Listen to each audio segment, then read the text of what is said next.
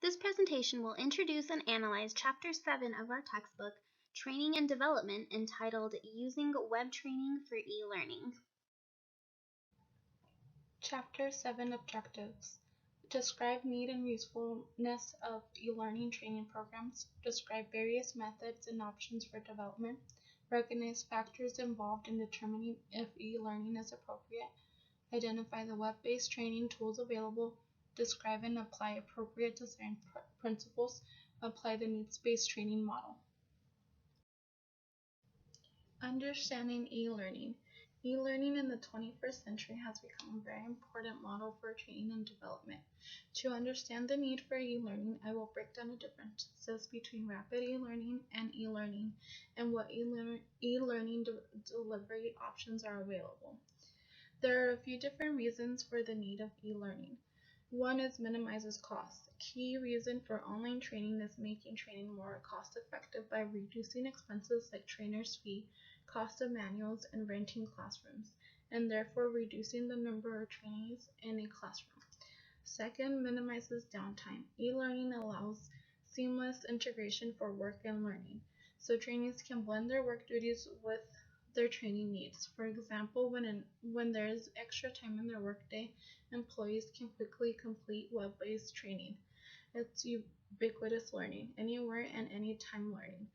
It appeals to contemporary learners, appeals to a younger, more tech-savvy workforce, which is the millennials. As a company, it would benefit you greatly to tailor training and development programs to the new technologies that this generation is comfortable with.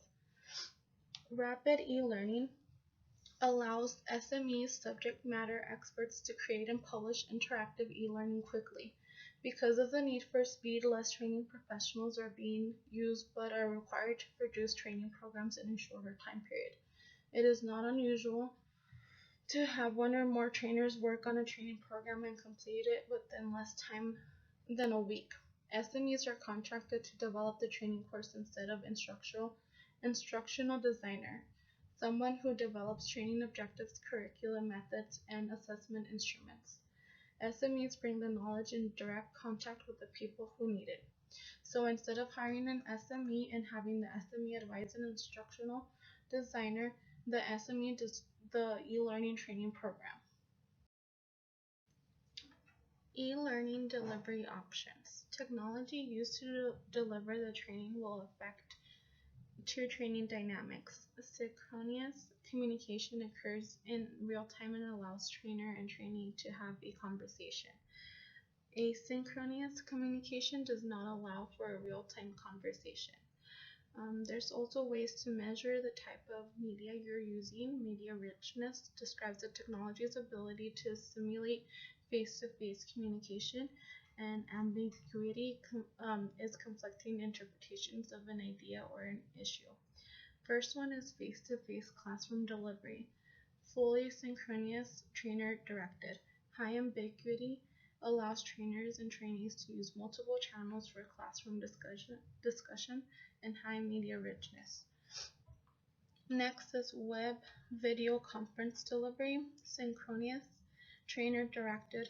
PowerPoint presentations with trainer narration allows for some interaction like polls, post questions, and text chat. High in ambiguity. And next is web-based delivery, trainer and trainee directed. Examples are Blackboard and WebCT, both synchronous and asynchronous. Aids and resources available online, low in ambiguity, and a lot of communication between trainer and trainee. Last is distance education delivery, asynchronous, no online support or trainer communication, flexibility to log in and out on remote locations, and does not lose progress. Well known but less popular. There are also ways to blend your training methods, like a hybrid model. It uses a mixture of face-to-face and computer-based training. Trainers assign pre- and post-coursework, classroom training. Trainees return to workstations and complete assessments. Knowledge skill model. It blends training, separates knowledge and behavioral, and ability to meet face-to-face to approach behavioral objectives. And the last is complementary model, backup to face-to-face training, refer back to online courses, and works the best for each individual student. Since there is an abundance of training tools available, it may be best to divide these tools into two large toolkits. The first group, called Web 2.0 training tools, is actually referred to as read-write web, which means that companies on the web today are actively seeking feedback from the general public.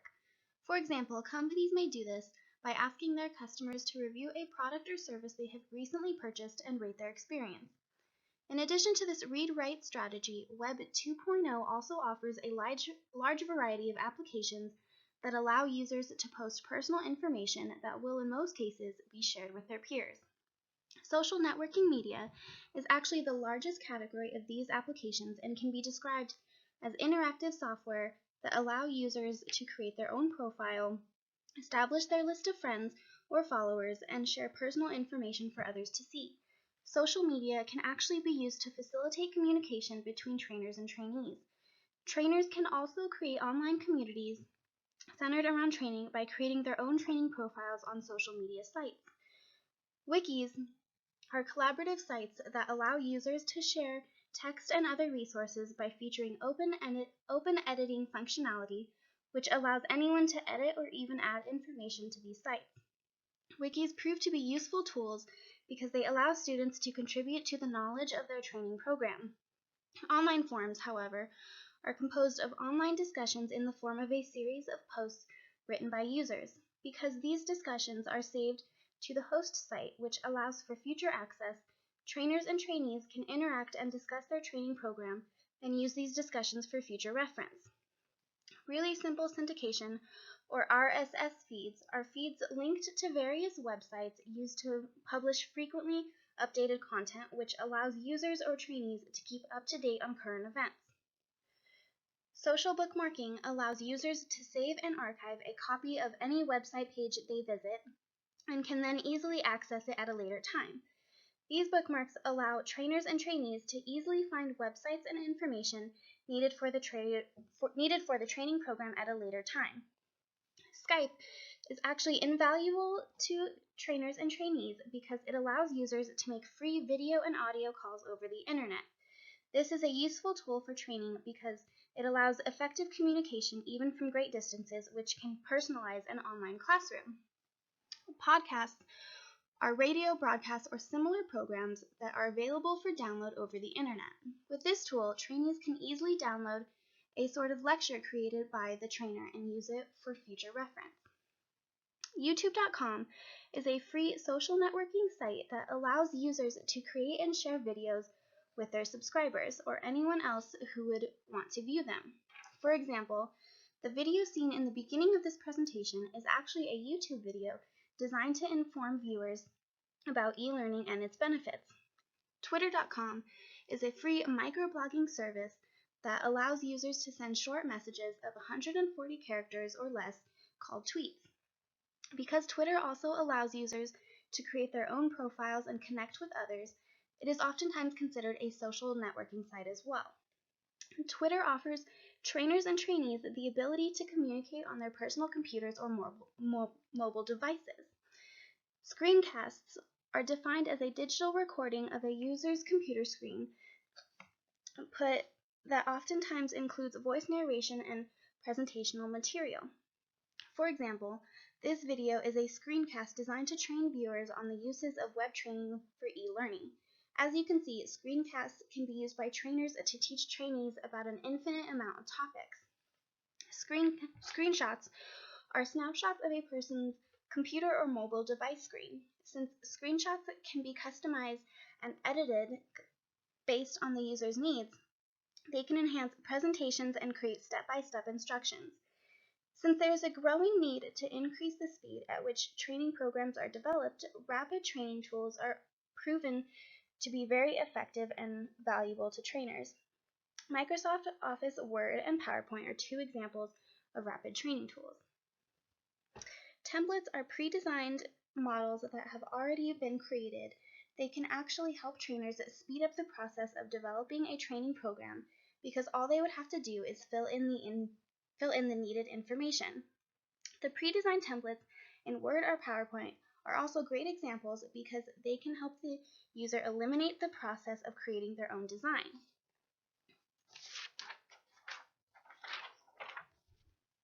Off-the-shelf training packages, however, are also a popular method of rapid training and development because trainers may frequently decide to purchase training packages that they can customize for their specific needs, therefore eliminating time and resources required to create original training programs.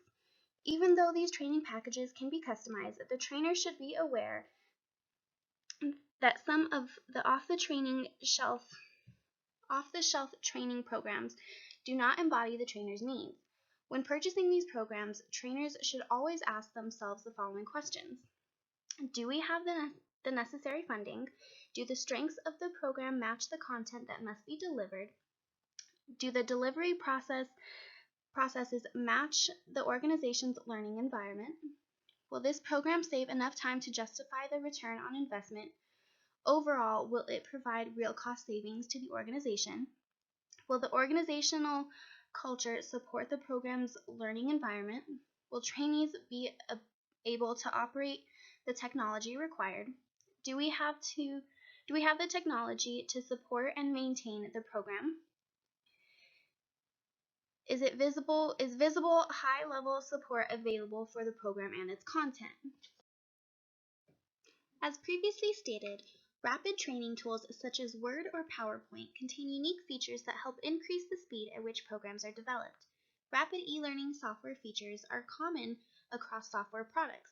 These software features include PowerPoint Converter, which allow users to convert traditional PowerPoint slides into training programs, templates, multimedia features, which allows users to easily integrate web viewable graphics, simulations, audios, and videos, browser and smartphone compatibility, multiple languages, which allow trainees to select the language they are most comfortable learning in, drill down features, which allow users the opportunity to learn more about a particular topic in which they choose. For example, this can be seen as a map of the United States, and the user is prompted to click on the state they wish to learn more about. The last four software features are interactive activities, assessments, surveys, and glossary pages. Hi everyone, I'm here to help talk about developing web training. Developing web training, there are some design principles for web-based training that we should keep in mind when we are in the development of our training. The first one is something that we probably heard in a wide variety of applications. It's keep it simple. Our textbook uses the example of Google versus Yahoo. If you remember logging on to the Yahoo pages, you can see, as you can see in this picture as well, that there is a vast variety of information thrown at you all at the same time. You have your mail links, your news links, your finance links. It's all there for you, as well as some live news feeds. On Google, on the other hand, it's very simple, very straightforward. You have the search box, and that's pretty much it. You can obviously get to other places from Google's homepage, but the main focus is on the search. Google has been praised because of its simplicity. Yahoo, on the other hand, has a lot more going on. These are things that, as individuals, you have preferences for. It's just a lot simpler for people to go into Google and get what they need done. There's also the idea of using 3 clicks for navigation. This is the idea that navigation tools should be easy to follow in your web training. This means that the buttons should be consistent throughout the website, and trainees should be able to do everything they need in 3 clicks. This includes avoiding dead ends when you're designing your websites, those broken hyperlinks or these buttons that don't really do what they're supposed to be doing. There is also a need to make your web training sticky. And that doesn't mean pour honey or sugary syrups on it. It means that you need to be keeping your websites interesting enough to keep people from checking their Facebook as they're trying to do the web training you're wanting them to do. There are tons of ways to do this and examples in our book on page 160. And so they give you examples of keeping it simple, unexpected, concrete, credible, making it emotional, and sharing stories on it. The other thing that is great to keep in mind when designing your web-based training is to ensure rapid downloads. A couple of ways to do that is by creating the websites or your web training in HTML in order to help it load quickly. In this Google site, you have the link to access lynda.com, and on that website you can see that all of their training modules load very quickly. The next thing that is good to keep in mind is branding it. There is a CSS code that allows consistent web page design throughout particular training programs. So this helps keep your logo, your design, and your web pages all consistent throughout your presentations. Chunking it, as we've heard before in the class, is effectively used here as well, because if you chunk or group courses or activities into chapters, that allows the chapters or the courses into chunks. You can allow a trainee to gain a sense of accomplishment when they're able to gain a little chunk of their training within a, let's say, 15 or 20-minute period. Another design principle for our web-based training is using 4 levels to organize our content. Level 1 we use to kind of preview what's to come in our training program. This is basically like the home page with introduction and goals of the training outlined within that home page. Our level 2 would be considered kind of like a chapter index. So a hyperlink to our chapters, a service bar, and a help menu would be included in our level 2 organization. Level 3 would review our course content within the chapters, and level 4 would drill deeper into our course content. Other practical tips for our web-based training.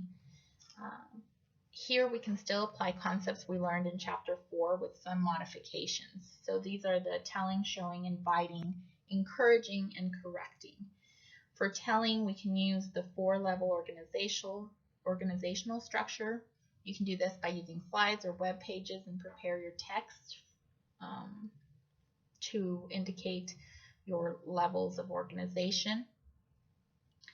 You can also use screencasts like this one in order to tell people what you're trying to get across. You can also use podcasts that are audio files that can be uploaded onto the web or onto your website. To show people what you're trying to teach them, you can use YouTube, Skype, or digital media products such as DVDs or CD-ROMs that complement any web training that you have put together for them. Inviting, you can invite people or your trainees, to learn what you're trying to teach them by the use of simulations, your audio files, or you can use quizzes, essays, or online forums to help them show their competence by completing quizzes and essays online. You can encourage your trainees by making yourself available like our professors do through Blackboard Learn for office hours, or also you can encourage the trainees to help each other through the use of class blogs or discussion boards. There is also encouraging your trainees through evaluation by comparing and contrasting. behaviors.